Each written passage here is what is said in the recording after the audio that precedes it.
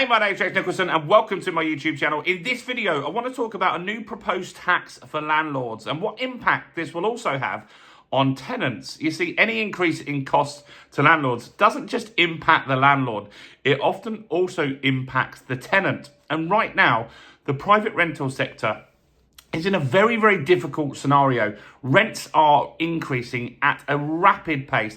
You've also got a shrinking amount of supply in the market, and that's making some areas particularly difficult. Even if you can afford the rent, even if you've got the perfect references, can be very, very hard to get a property. And this will also impact people once we have things like Section 8 being more common, which will mean more tenants will have CCJs.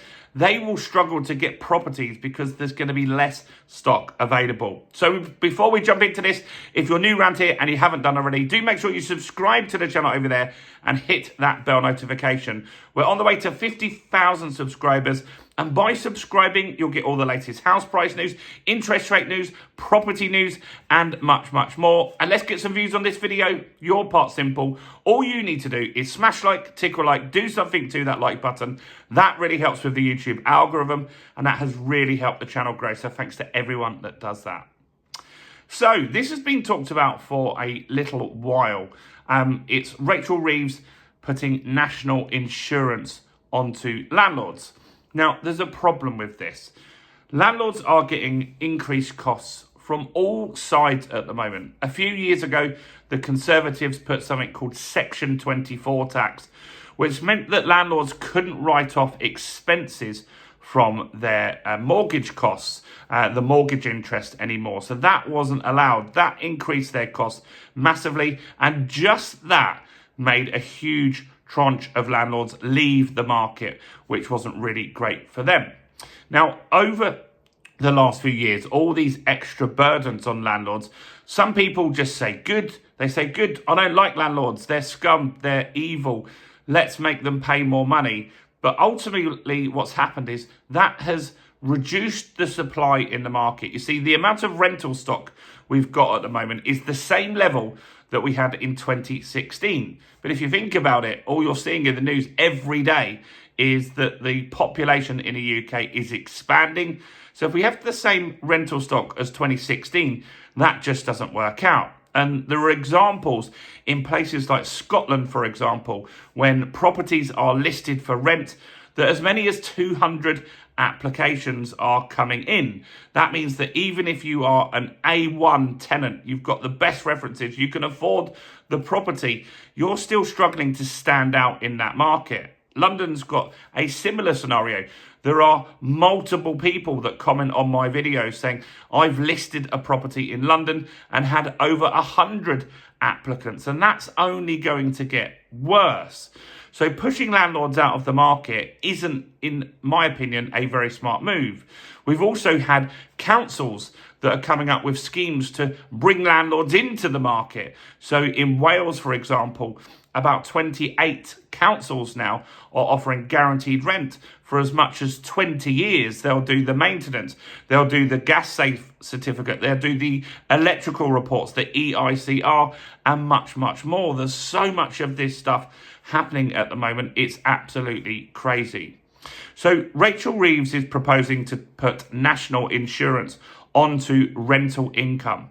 Now, where this is not great is that national insurance currently stands at around 8% on the first £50,000 of income, and then it drops to 2% over that. So an extra 8% cost on a landlord is only just going to get passed on to the tenant.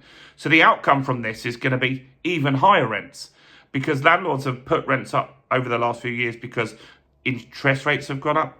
You've got the extra costs of just doing business at the moment because of the Section 24. And you've also got things like the government proposing that energy performance certificates, the EPCs, have got to get to a level C on certain properties. Now, what that means is that you're going to have landlords that ultimately leave the market or do all the work on the EPC, spend £15,000, and they ultimately increase the rent for that as well. it's also going to be more expensive to run a property business because of the renters' rights bill. So in the renters' rights bill, you're not going to be able to put the rent up as much. You can do it once a year.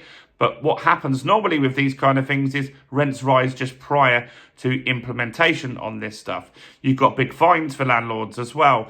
All of this stuff isn't really conducive to a really affordable rental market. Now, you might get people talking about rent caps. So in Scotland at the moment, they're looking at putting rent caps on. They already did that in around 2022.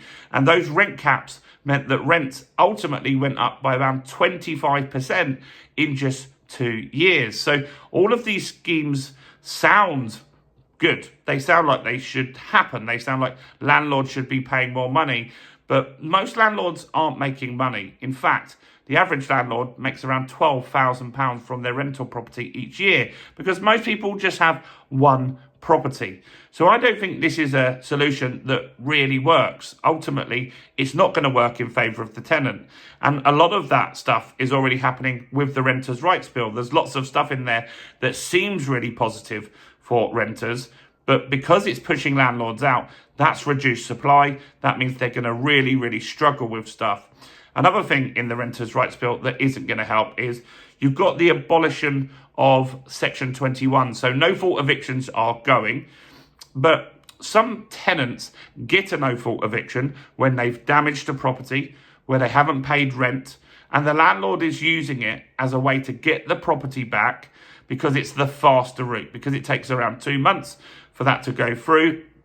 And so the landlord can get the property back, re-let it, and actually start getting paid some rent. And most of them don't actually chase for the rental arrears. They just see it as something that probably won't work out for them in court. And so that tenant gets to move on to the next property with a clean record. They don't have a CCJ against them. But the Renters' Rights Bill removes that and makes the only way to get a tenant out is via Section 8. And that ultimately would end up with them having a CCJ if they haven't paid rental income that's owed. That's going to cause them a problem because then they have no property, and now they're going for a new property where they've got to go through the references with a CCJ. So I think all of these things that are being constantly added to this market are wrong. I just don't think that they're the right thing to do, especially now in a rental market that is in decline, that rents are going up massively. I think you're just piling on more pressure, and ultimately rental inflation is just going to go through the roof. Last year, we had rental inflation of over 10%. This year, we're at 6.9%. We could get easily back to that 10% mark by the end of this year. And I think you could easily see another 10% rental increase again next year if the Renters' Rights Bill goes through, if the national insurance stuff goes through, if the EPC stuff goes through. I think you could even see more than 10% increase as all these costs ultimately get passed on to the renter because the landlords don't have the margin or the profits that people believe that they do. What do you think about this? Do you think they will put national insurance on? Or do you think this is another thing that the government are using to test, see what people think? I think there's a good chance that they will put national insurance on rental income because I don't think they'll get massive backlash or lose lots of voters because the landlords are the minority in this scenario. But I'd like to know what you think in the comment below. Do make sure you like this video. Do subscribe to the channel. We've got new property content every day. And do grab our ebook. We've got a new ebook, Mortgage Secrets, How to Get the Best Mortgage Deal in 2025 and beyond. Nearly 2,000 people have grabbed a copy of that. Do also check out all the other content as well on the channel, including this video right here.